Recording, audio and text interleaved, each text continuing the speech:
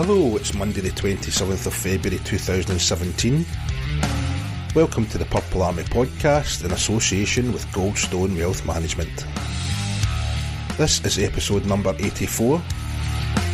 I'm Ross McGregor, and joining me this week will be Graham Thompson, Raymond Monaghan, Stephen McLernan, Jennifer Shaw, and Holly Ritchie. In this week's show we'll discuss the addition of the Guildford Flames and what it could mean for league reconstruction. We chat to some Clan fans at the Dundee game on Sunday night. There'll be another Mugshot competition. But first off though, we'll chat about the recent games.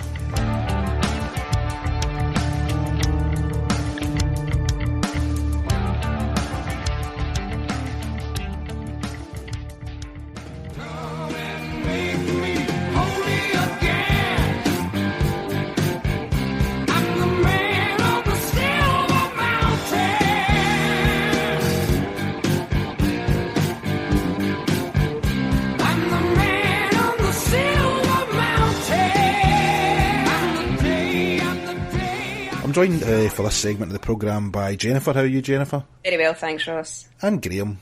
I'm fine, thank you, Ross. And Stephen. I'm fine, thanks, Ross.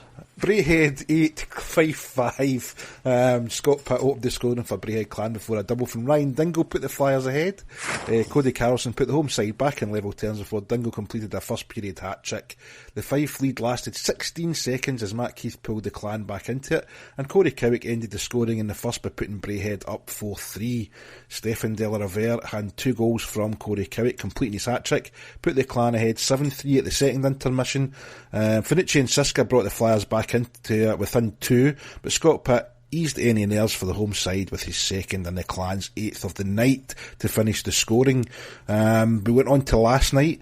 Braehead 4, Dundee 1. Carlson again opened the scoring, this time with a bomb from the blue line in his second. And as many games shortly after, Cowick and Farina went at it, Farina winning on the takedown. Matt Becker grabbed the second and Hammond added a third before the end of the first. And at that point, although we didn't know it at the time, it really was game over. Tanaka got one back for Dundee in the second before Alex Levitt justified the ticket price all on his own with a stunning piece of skill to create his own goal.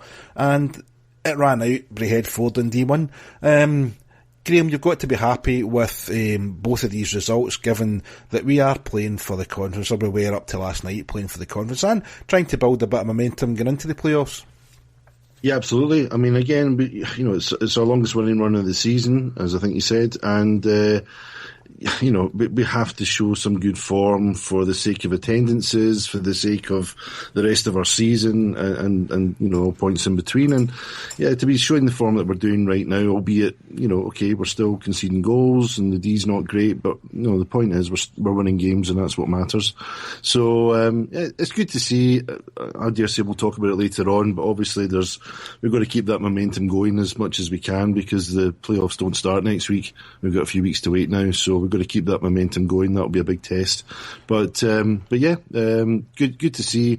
Good win over Fife. It's been a good season, great season so far over Fife, which is always good. And Dundee were a potential banana skin for us last night. They've had their own little bit of form, and they're trying to fight for playoff survival right now. So that was potentially a troublesome fixture last night, which we managed to overcome. So yeah, good to see. Yeah, well, both of them were really. I mean, Fife, although we for some reason just have their number this year, the last thing Fife want to do is to help us in win the conference. And they are a team that can score goals, but their problem seems to be the same as ours, Jennifer, is tightening up at the back. I mean, even when we went 7-3 up against Fife, they still managed to come back to 7-5, and at that point you kind of felt if they got the next goal, God knows what's going to happen. But their problem's the same as ours. The game against Dundee, we seemed to be a wee bit tighter. Well, obviously we had two different types of defence. The Fife game, we obviously had Rusty with 6 defencemen, and then last night we had Zajkowski back along with 5 defencemen. So I think defensively it was 2 completely different games. Out the 2 setups, I think the Zajkowski with the 5 rotating worked that little bit better, and I don't know if that's because everybody kind of steps up a little bit better when there was the 5. I think we played a lot better defensively last night than we did in the Fife game. Yeah, And, you know, Stephen, especially last night against Dundee, he had a particularly good game. And we basically managed to keep them to the outside. There wasn't a lot of chances in the house. There wasn't a lot, you know, they'd done well to clear the crease last night. I mean, do you put that down to the changes, or do you just think that they're starting to get a wee bit more focused? I'd like to think it was they're starting to get a bit more focused, but I think it's more the changes that were made. You know, I mean, I can't really fault anyone last night, clan-wise, for the way they played. I thought we were, well, not a convincing win. I thought everyone played to their, not convincing in terms of play. I mean, the scoreline was pretty convincing, but everyone stuck to their role. They didn't do anything too stupid when they didn't need to, and they kept it simple. And the only negative I'd have from last night was, I think it was Arson fluffed his clearance or a pass, and that led to their goal. But apart from that, you know, one bad turnover a game is better than the 17 we're averaging recently. So, in fact, I just thought of one Baldwin did there. But yeah, I just thought of one as well. But Baldwin does win every game, though, doesn't he? To be fair to Baldwin, though, right after we cleared it, he did set up Levitt for his goal. So I suppose he made up for it. But, you know, it's like we kept it simple. We didn't do anything that we didn't need to do. And even though we were outshot, I thought we were a good value for our win. Yeah, I mean, we, you know, as you said, we were 4-1 up, going through the second, and that in the past hasn't always just really been comfortable. Last night, however, you know, it just didn't seem, Graham, as if Dundee were going to make that breakthrough for the second, did it? Well, I didn't. I was only there for the third period or the last 5 minutes of the second period, so I can't really comment too much on that. Well, that's the kind of bit I'm talking about. You know, we're 4-1 up, you know, at the end of the second, going into the third, and I just didn't think Dundee looked like they could come back into it. Whereas in the past, even against Dundee or other teams with that sort of 3-goal lead, we've not really been solid. We haven't looked solid, have we? Well, certainly when I came in 5 minutes to go in the second, and I looked up at this. Well, I knew already what the score was because we've been following it. We've been following it on Twitter. But I thought, okay, 4-1, yeah, it should be in the bag. But you can't call it that way, can you? Because you've seen it happen to other teams this season. You know, we've had our own little mini collapses from time to time. As I said before, potential banana skin for which Dundee can be. You just can't take anything for granted. Not having seen the game proper, obviously, and not really getting the full idea of the ebbs and flows and how everybody's playing. You know, you're still wondering, you think, well, 3 goals up, five minutes to go in the second period, not quite in the bag yet. Either an insurance goal or at least stop them scoring for the next, you know, a good bit into the third period. So, yeah, as I say, it's just one of these things. You cannot take anything for granted, especially if you just wander in with 5 minutes to go the second period. Yeah, I mean, one of the things that I batter on about and have battered on about all year is when I keep using this term shut down defence, and I've had people I speak to at the rink saying, well, you don't really expect them to close the door completely, and I'm like, no, you know, I'm not talking about, you know, closing the door completely. Maybe leaving it ajar and only letting one in would be good, but, you know, in the past we've been leaving it wide open and inviting all and sundry in, and that's where the problems come in when we've just not been able to hold a lead. And, you know, we were talking earlier on and the podcast this year about, you know, Ryan Finnerty's taking a bit of a bashing. Some people think he's not been doing the job this year, but you've got to give him credit, Stephen. He's made some changes. The forward line are flying. We've got Becca Pitt and Hammond can do no wrong at the moment, and they're an absolute joy to watch. They're scoring goals for fun. We have started to get that wee bit of secondary scoring. We made the change last night, bringing Rosehill in, acting as a sort of D when the penalty kill, and giving the guys a sort of breather for that, and putting them back in the forward line. It seemed to work. Dundee went 0 for 7 on their power play last night, and you know, you've got to give Ryan credit. At the end of the day, we've got a chance to finish 4th, 5th in the league. We've just won the conference. We'll come on to that later on. Is it not really where we should be round about? Yeah, I would say that the last few years have been more an exception than an expectation. You know, I mean, realistically, if you look at the budgets and the setup of each team, I think we are a 4th, 5th place team, and the conference should be, you know, not a given, but, you know, we should be there or thereabouts with the conference as well. Those are our realistic targets every year. Would I like us to win the league? Of course I would, but you need to be realistic and look at how Belfast and especially Cardiff this year have been loading up with players and getting ready for a title run-in, which realistically we just cannot compete with. You know, with just bringing in extra players when we feel like it, and it's you know, disappointing that we've had we're finishing so well after such a bad start. If we'd maybe kept a level of consistency throughout the season, we'd be in a much better position. But I think it's fair to say that's where we deserve to be at the end of the season. Then people won't see it, as we've said before. I don't think people will see this as a poorer season if we make the final four in Nottingham this year. Well, we've said that all season, Jennifer, haven't we? Even if we'd finished sixth and not won the conference, if we'd made the playoff final four, then you'd probably be enough to turn everybody's opinion round, wouldn't it? No, obviously the 1 year that we haven't won the conference is the 1 year that we made the playoffs, and I think everybody enjoyed the playoffs better than having the conference trophy. It's always, the last 2 years have just kind of been unfortunate that as the higher seed we've been knocked out twice, so hopefully it's going to be third time lucky and we'll get there. Yep.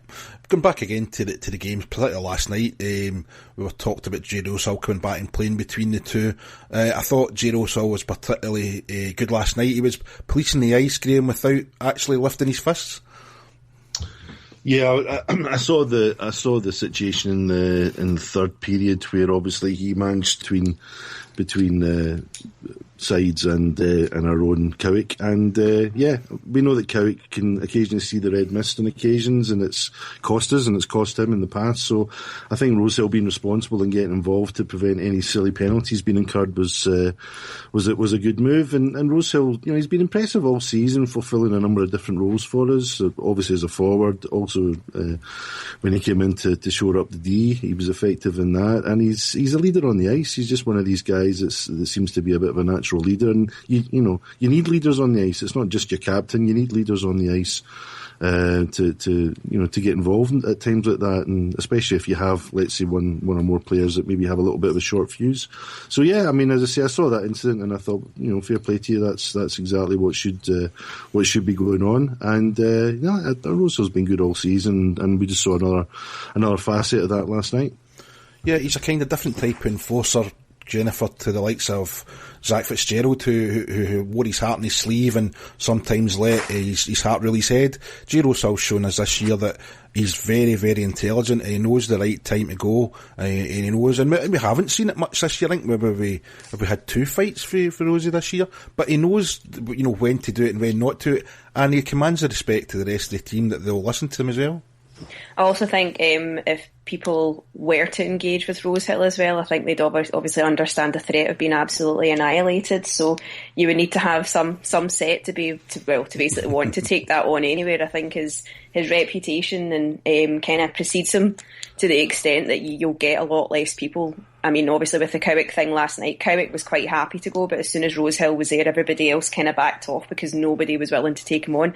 And that's what you want. You don't want to have somebody to have to fight. If even the threat of him being on the ice is going to stop people with the cheap shots, that's what you want. Yep, and going on about guys who we talk about guys all the time, like Scott Pitt, Matt Baker, Mike Hammond, the guys that are scoring the goals, Alec Levitt, but Matt Keith for me again was immense last night. He was all over the ice. Two-way play is fantastic. His scoring is down this year.